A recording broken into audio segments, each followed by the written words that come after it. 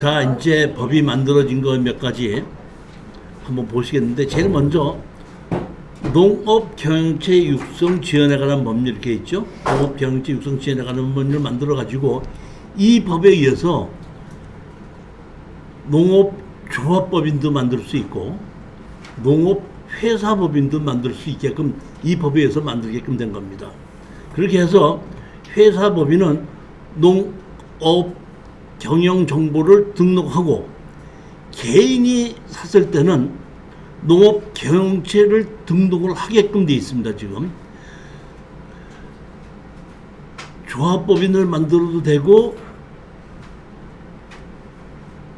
일반 회사법인을 만들어도 되는데, 이것이 LH 사건이 나고 난 다음에 된 것이 뭐냐면, 보면 이렇게 농업법인이든지 조합법인이 부동산업을 할 수 없게끔 만들어져 있습니다. 그러니까 만약에 농업법인이 사업자 등록증에 등기부 등본에 부동산업이 들어가 있으면은 농지취득 자격증서 안 해줍니다. 근데 그게 이제 그때 LH 사건이 나고 난 다음에 강화가 된 거죠. 그러니까 농업 경제 육성 지원에 관한 법률에 의해서 농사를 짓는 것을 개인이 하지 말고 회사를 만들어서 경작을 하지 말고 경영을 하도록 하라 한 것이 이 법의 핵심 내용이 그겁니다. 그리고 이런 회사는 부동산업을 할 수가 없다, 이렇게 만들어진 겁니다.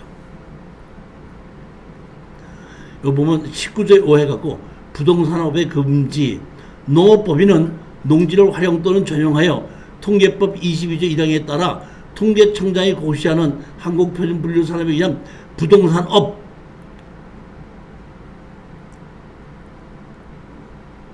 영위할 수 없다. 본조 신설에서 2021년도 8월 17일 날 이 법이 강화된 거죠.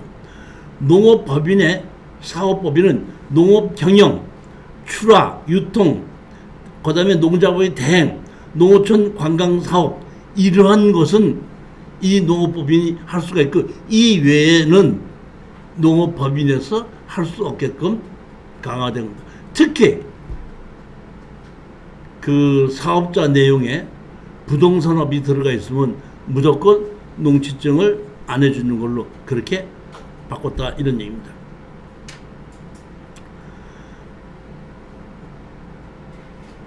그렇게 하고 이러한 농업회사는 농업 경영 정보에 등록해서 어떤 농사를 어떤 식으로 짓고 있다, 무엇을 어떤 식으로 짓고 있다는 것을 신청하게끔 되어 있습니다.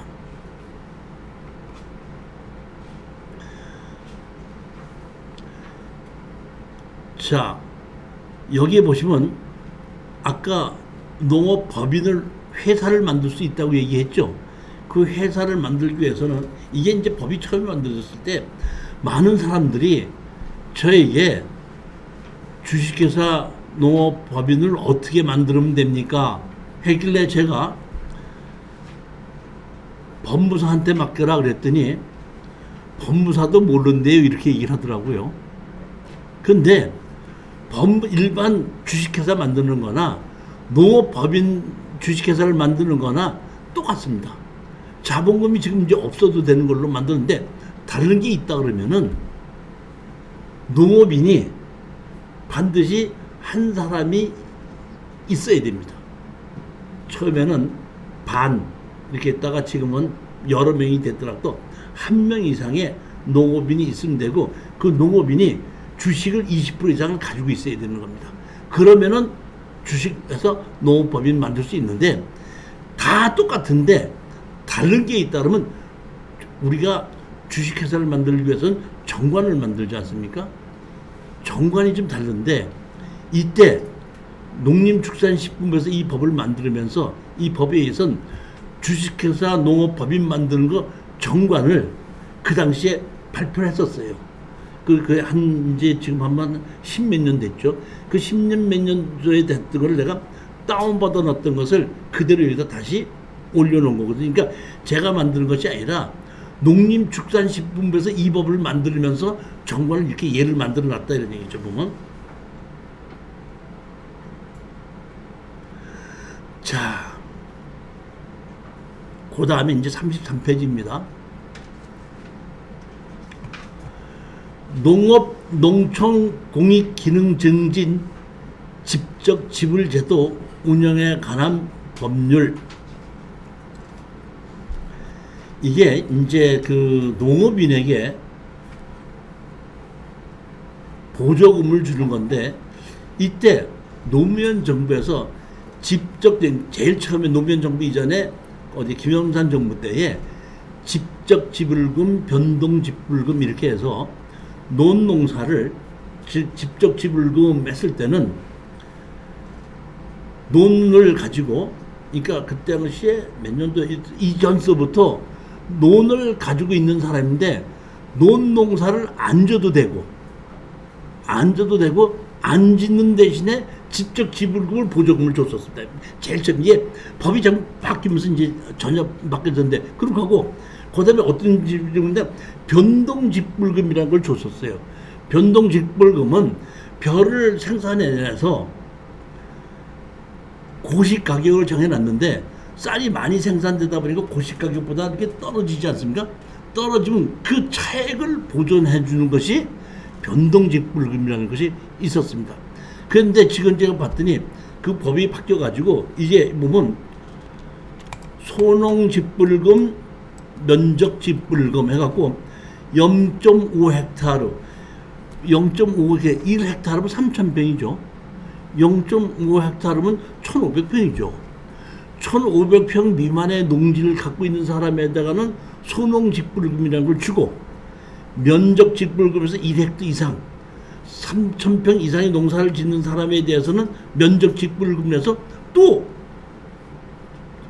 돈을 보조해 주는 것이 있더라 이런 얘기인데, 그때 예전에는 변동직불금, 직접직불금이었었는데 지금 봤더니 소농직불금, 면적직불금으로 바뀌어가지고 일반 농민들에게 지금 이렇게 도와주고 있는 것이 농업, 농촌 공익 기능 직접 지불 제도 운영에 관한 법률을 만들어서 이렇게 해주더라 이런 얘기입니다. 우리 김 선생님도 농지 사셨어요?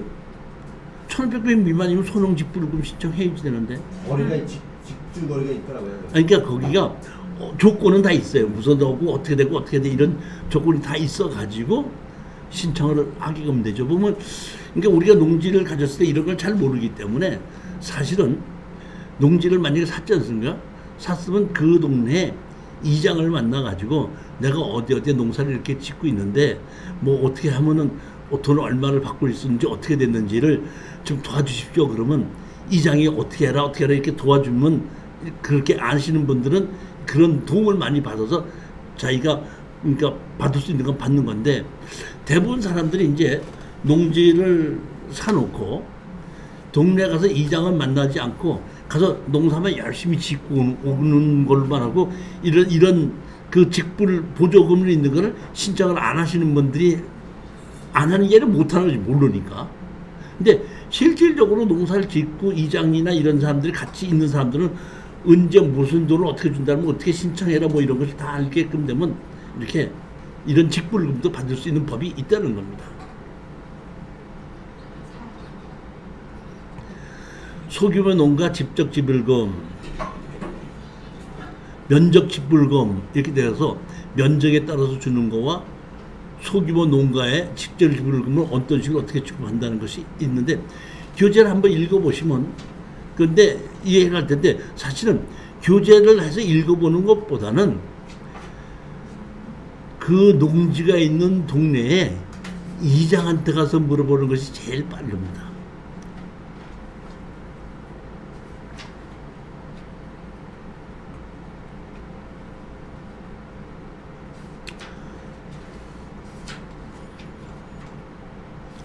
네 번째입니다. 농업, 농촌 및 식품산업기본법에 의해서 유기농 농산물 품질 보증, 농업인의 지원, 농업인의 전업 및 재취업 지원 이런 것을 하는데, 농업, 농촌 및 식품산업기본법. 아까 제가 말씀드렸지 않습니까? 유기농으로 만약에 생산해낸다 그러면 유기농인지 아닌지를 알 수가 없잖아요. 우리 일반인들은 알 수가 없잖아요. 보면 공무원도 알 수가 없기 때문에 이 법에 의하면은 내가 유기농으로 생산하겠다 그러면 미리 유기농으로 생산하겠다는 걸 신청을 하게끔 되면 관계 공무원이 와서 수시로 와서 실질적으로 유기농으로 짓고 있는지를 검토하고 다 조사를 하고 유기농으로 인정이 된다고 했을 때는 국가나 지방자치단체에서 유기농으로 품질 보증을 해줘서 내가 유기농이라고 주장하는 것이 아니라 지방자치단체에서 인정을 해주게끔 만든다 이런 얘기입니다. 지금 보면은 쌀도 각 지방 쌀이 이렇게 지방에 무슨 특정을 해갖고 무슨 쌀 해갖고 많이 하지 않습니까? 그 상표를 만드는 거, 파는 거 이런 것까지도 지원을 다 해주더라고요 보니까.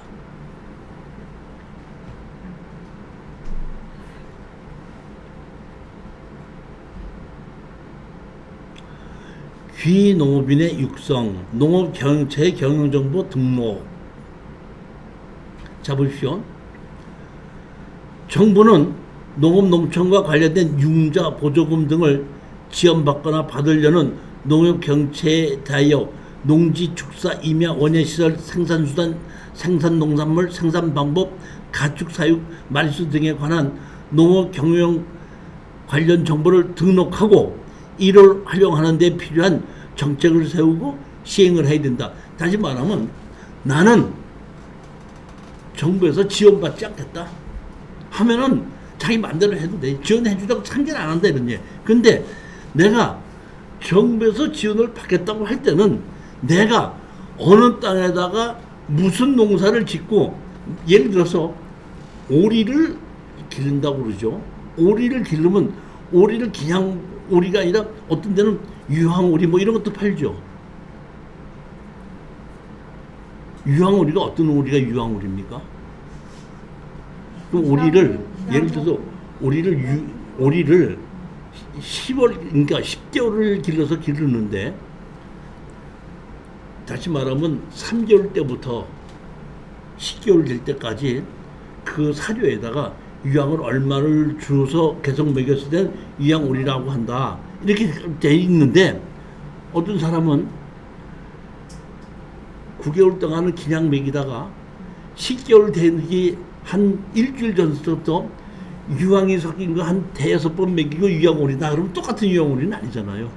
그렇기 때문에 정부에서 지원을 받고 인정을 받으려면은 내가 돼지를 기른다, 오리를 기른다, 뭔다, 몇 마리를 기른다 이런 걸 다 보고를 하고 뭘로 어떻게 먹였다 이런 것까지 다 보고를 하게끔 내가 가축을 기르는 것이 아니라 무슨 뭐 파를 기르면 파를 내가 유기농 생산한다 그러면 내가 유기농 생산하기 때문에 거름은 뭘로 준다, 약은 안 치고 어떤 식으로 한다 하는 것을 수시로 관계 공무원에게 보고를 하고 공무원들이 와서 확인을 한다 이런 얘기입니다. 확인이 됐을 때는 인정해 준다 이런 얘기입니다. 이 법에 의해서 그렇게 해주게끔 된다 이런 얘기입니다. 제가 보면 지금도 정부에서 엄청난 돈이 이 농사를 짓는 사람들을 지원해 준 돈으로 엄청나게 많이 쓰이고 있는 것 같은데 저는 이렇게 생각해요. 물론 제 생각이 그렇다는 얘기지 제 생각이 맞다는 건 아니에요. 그리고 어떤 사람들은 제가 오늘처럼 이렇게 뭐 박정희 정부 때, 전전 정부 때, 뭐 김영삼 정부 때 뭐 이런 게 얘기를 하게끔 되면 제가 무슨 정치 얘기하나 이렇게 생각할 수 있는데 정치 얘기를 하자는 것이 아니라 그런 정부 때 이런 일을 했었다는 설명을 하는 것이 정치 얘기를 한다고 오해를 하지 마시기 바라고 저는 이렇게 생각해요. 편 갈리기로 어떤 정부는 잘했다, 어떤 정부는 잘못했다 뭐 이렇게 편을 가리지 말고 제가 보기엔 지금은 예를 들어서 박정희 정부에서는 이런 것은 잘했고 이런 것은 잘못했다. 다시 말하면 박정희 정부가 다 좋다, 다 나쁘다 이렇게 OX 논리를 보지 말고 박정희 정부 때는 이런 것은 잘했는데 이런 것은 잘못됐다. 그 다음에 전두환 정부 때는 이런 것은 잘했는데 이런 건 잘못했다. 이렇게 정부마다 잘한 점과 잘못한 점을 지적을 해서 평가를 해야 되지. 어떤 정부는 전부 다 좋고 잘했고 어떤 정부는 전부 다 잘못했다. 이렇게 제가 판단하기에는 그렇게 편가르기 식으로 평가하는 시기를 이제 지났지 않았느냐. 이렇게 보면 제가 보게끔 되면은 그 부동산에 대한 것을 보게끔 되면은 박정희 정부에서는 없었던 법을 만들어냈어요. 백지에다가 그랬다 이런 얘기죠. 전두환 정부에서는 주택 임대차 보호법 만들고 상당히 잘 만드는 겁니다. 다른 건 얘기하는 게 말다 이제 부동산 얘기. 그러면 김대중 정부는 도시지역과 비도시지역을 합쳐서 국토의 계획과 이용해 가는 법률을 만들고 이것도 엄청나게 잘한 거고 지구 단위 계획 만들어 놓은 거 개발행위 허가를 받도록 만드는 거 이것도 제가 보기에는 이러한 부동산 정책을 전단 정부에서 엄청나게 제가 보기에는 잘 만드는 거다 이런 얘기입니다. 무슨 좋고 나쁘가 아니라 잘한 것이 어떤 정부에서 잘한 것이 있고 잘못한 게 있으니까 각 정부대로 잘한 것과 잘못한 것을 구별해서 얘기하는 것이 맞지 않느냐. 그러니까 제가 지금 홍 소장님 정치 얘기한다고 생각하지 마시라 이런 얘기입니다. 그냥 부동산 정책에 대해서 어떤 정부에서 어떤 부동산 정책을 썼다는 얘기를 하는 것이지 그 정부가 좋다 나쁘다 OX 논리를 보는 건 아니다 이런 얘기입니다.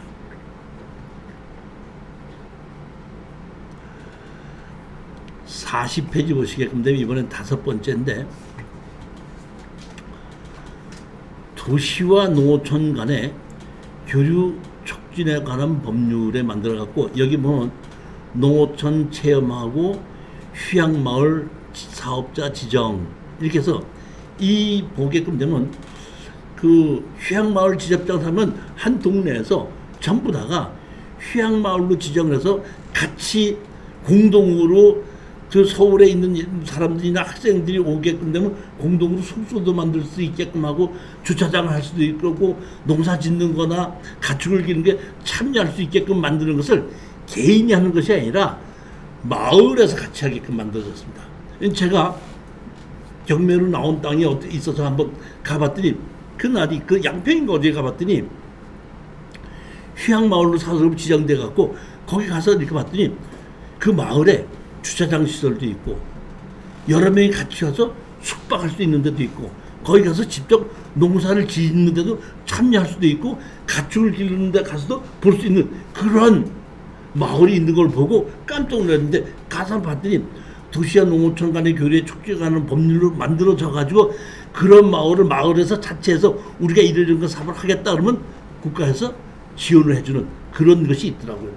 그렇게 해서 그런 걸 만드는데 그게 도시와 농어촌 간의 교류와 촉진해 가는 법률에 의해서 이런 것이 만들어졌더라 이런 얘기입니다.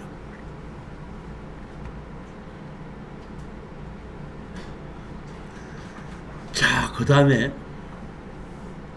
6번째는 농어촌 정비법 이렇게 있는데 농어촌 정비법도 있고 농어촌 도로 정비법도 있습니다. 농어촌 도로 정비법과 농어촌 정비법은 다른데 농어촌 도로 정비법은 농어촌에 있는 도로를 넓혀서 만드는 것이 농어촌 도로 정비법입니다.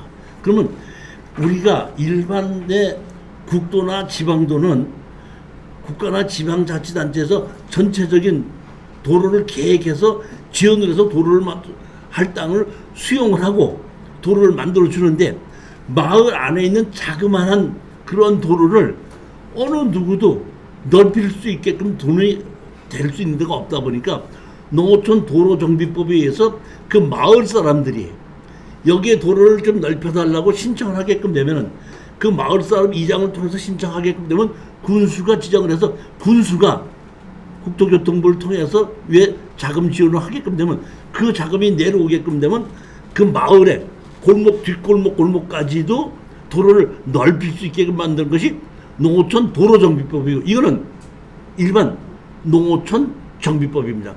농어촌 정비법에 보면 관광농원 개발할 수 있고 민박 사업할 수 있고 빈집 철거하고 한계농지를 지정하는 거는 농어촌 정비법인데 여기 보면 1995년 돼서 여기 보면 시행이 됐죠. 사실 보면 우리가 이 95년 됐으면 지금부터 또 얼마 된 거죠? 그 20년 된 거죠. 30년 된 건가요? 30년 된 건데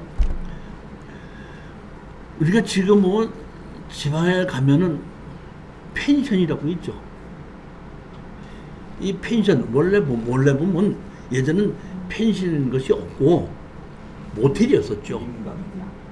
그 다음에 민박이었었죠. 근데 이 민박이라는 것을 농어촌 정비법에 의해서 민박 산업을 법적으로 만들어 가지고 펜션이라는 걸 만들어 가지고 이 농사를 짓는 사람이 합법적으로 숙박업을 할 수 있게끔 만드는 겁니다. 원래 부동산이 임대업이 있고 숙박업인데 숙박업은 하루 자고 가는 거 아닙니까? 하루 자고 갈 때는 그 숙박업에 된 것이 엄청나게 복잡해요. 법이 엄청나기 때문에 그 숙박업으로 허가를 받는 것이 대표적인 게 이게 모텔이죠, 모텔. 그게. 근데 그거 없이 그냥 일부 개인들이 민박을 지려고 자기 살고 있던 집을 하루씩 빌려줬던 것이 민박 사업인데 이 민박 사업을 정식으로 할 수 있게끔 끄집어내서 그 사람들이 정식으로 숙박업을 빌려줄 수 있는 집. 그러니까 내 집을 방 한 칸을 빌려주는 것이 아니라 내 농지에다가 내가 집을 져서 정식으로 숙박업을 할 수 있게끔 만들어진 것이 농어촌 정비법에서 만들어지고 그것이 지금 뭐예요? 펜션이라는 겁니다. 그러다 보니까 지금은 모텔이 점점 모텔도 경매로 나오는 거 엄청나게 많아집니다. 모텔이 영업이 안 되고 펜션으로 들어간다? 바뀌어지는 펜션. 이게 농어촌 정비법에 의해서 누구든지 농업인은 사는 사람은 집을 지어서 펜션으로 등록해서 민박사업 신고를 하게끔 되면은 허가를 받으니까 신고에 의해서 바로 빌려준 집을 만들 수 있는 것이 뭐예요? 농어촌 정비법에 의해서 시작이 됐다는 겁니다.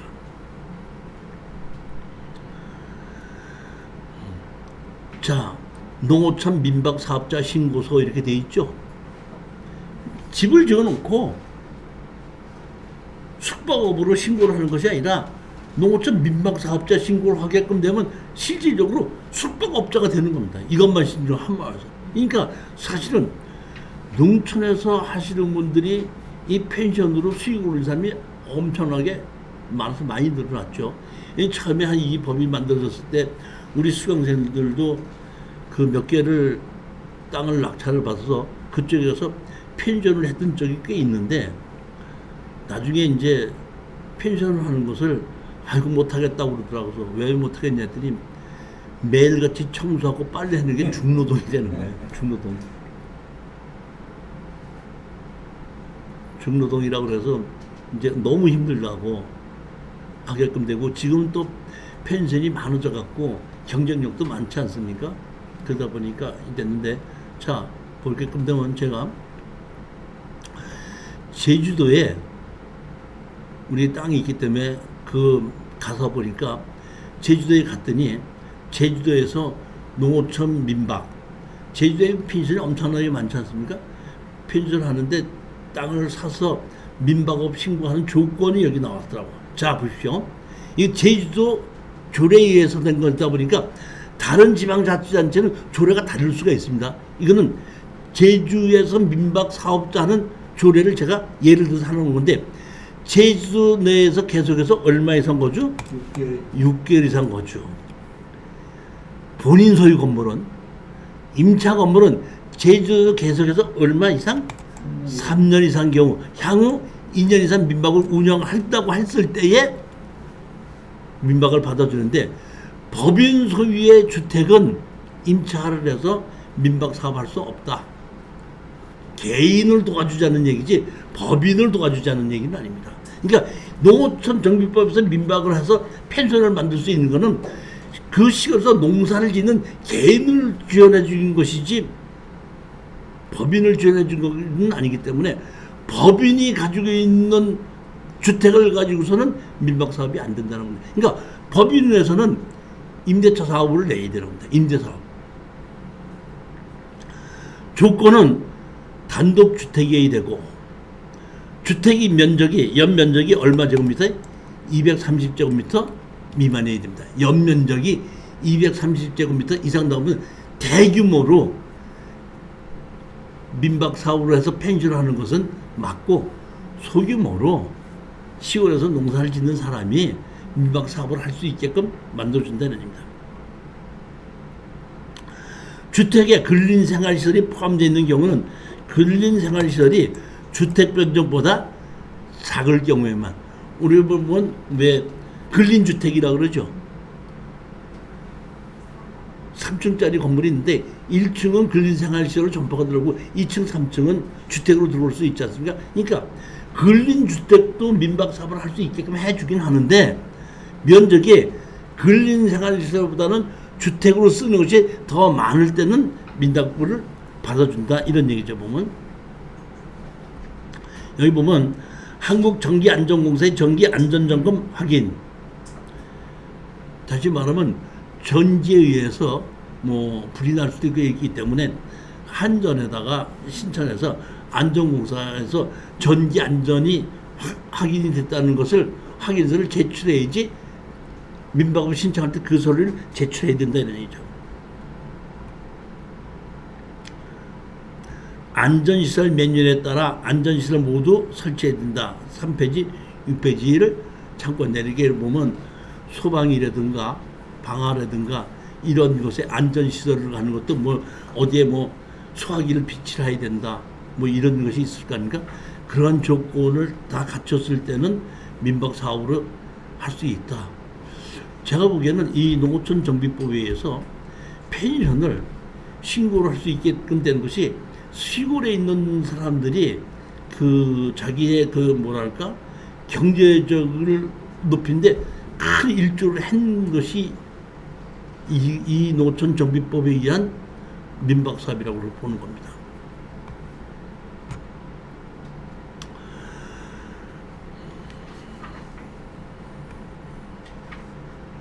특정 빈집 신고서, 빈집이 있을 때 신고를 하면은 허물을 수 있게끔 해주고 지원을 해준다고 하는데 법은 이렇게 되는데 막상 건축법에도 있고 농어촌 정비법에도 있거든요.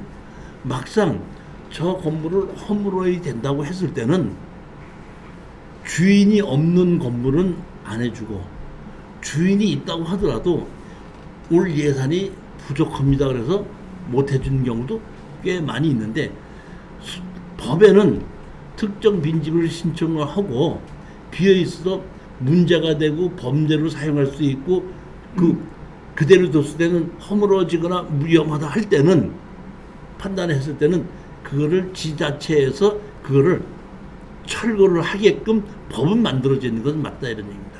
근데 막상 신청을 하면은 주인이 누구냐? 주인이 직접 와서 신청해야 된다. 이렇게 얘기하는 경우가, 그러니까 예를 들어서 무허가 건물인데 땅만 낙찰을 받았는데 그 빈집이 있지 않습니까? 그 빈집을 좀 철거하게끔 해주시게끔 되면 당신이 건물 주인이 아니다 그러면 건물 주인한테 연락을 하고 하는데 빈집에다가 건물 주인을 어떻게 찾아요? 그 동네 사람한테 물어봤더니 그 사람은요 20년 전에 살다가 이사 갔어요. 20년 전에 살다가 이사 간 주인을 어떻게 찾아요?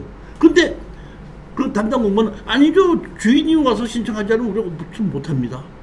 그럼 건물까지 같이 낙찰을 받아서 신청하면 이번에 올해는 예산이 다 썼으니까 신청해 놓으시면요 내년 예산에 반영했을 때 그때 어떻게 보조를 해드리겠습니다. 이런 게 실질적으로는 많더라는 얘기인데 제가 보기에는 정부에서도 이 빈집에 대한 좀 다시 말하면 위험성이 있는 빈집, 그 다음에 살기가 불편한 빈집, 난방이나 수도시설이나 화장실이나 이런 것이 불편한 집은 제가 보기에는 빨리빨리 그 지자체에서 법으로 철거할 수 있게끔 만드는 것이 제가 보기에는 맞다 보고 거기에 예산 배정을 좀 더 해는 것이 저는 맞다 이렇게 생각을 합니다.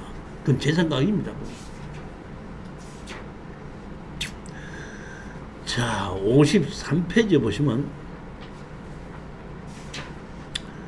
한국농어촌공사 및 농지관리기금법이 있는데 여기 보면 농어촌공사에서 이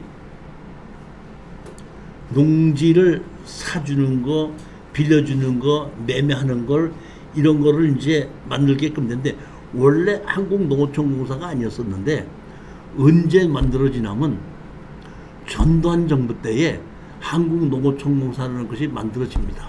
만들어지는데 한국농어촌공사가 만들어지게끔 되면은 거기에 대한 재원이 있어야지 되는데 농업인에게 주는 모든 혜택이 다 있어야 되는데 그때 어디서 했냐면 전두환 정부에서 모든 농지를 전용할 때는 공시지가의 30%를 농지 전용 부담금을 내야 된다. 이게 모든 농지를 전부 다 내게끔 만드는 겁니다. 너무 공시지가다 보니까 너무 많다 보니까 상한액은 5만 원으로 한다. 전두환 정부 때 만들어가지고 그 돈을 거둔 걸 갖고 한국농어촌공사를 이게 농어촌공사가 아니고 옛날에는 다들 뭐 있었는데 지금 어떤 기억이 안 나는데 그 일을 만들어서 그 돈을 다 지원해줘서 이 한국농어촌공사에서 농지를 다시 말하면 절대 농지 그러니까 예를 들어서 내가 8년 이상 농사를 지었는데 내가 나이가 얼마야?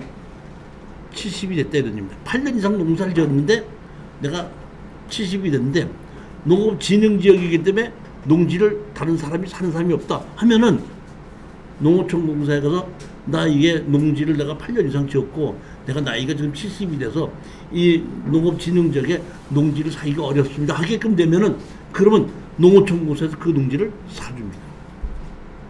그 돈이 어디서 났다고요? 농지 전용 부담금.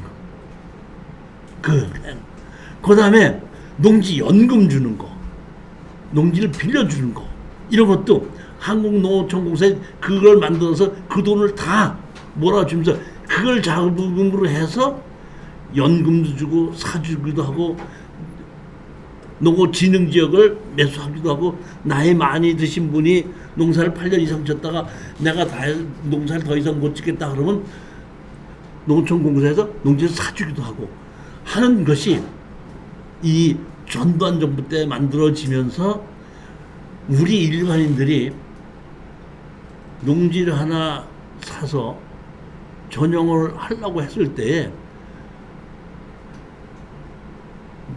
공시지가가 비싼 농지는 우리가 평당 제곱미터당 5만 원이죠.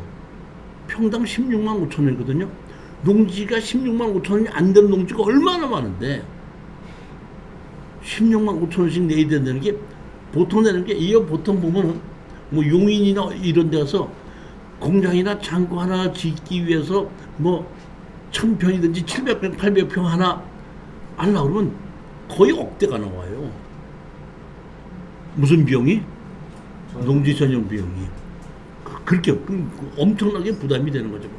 그렇게 돼가지고 이거를 농어촌공사에서 이렇게 많은 노후의 사업을 하게끔 만들었습니다. 다른 거 다 말고 다음 시간에는 제가 대표적으로 농지연금 어떤 사람에게 어떤 식으로 어떻게 농지연금을 주고 있고 내가 농지를 사서 연금을 받으려면 어떤 식으로 받는가 하는 걸 가지고 다시 설명을 드리도록 하겠습니다. 자, 오늘은 여기까지 하고 다음 주에 또 다시 뵙는 걸 하고 안녕들 들어가십시오.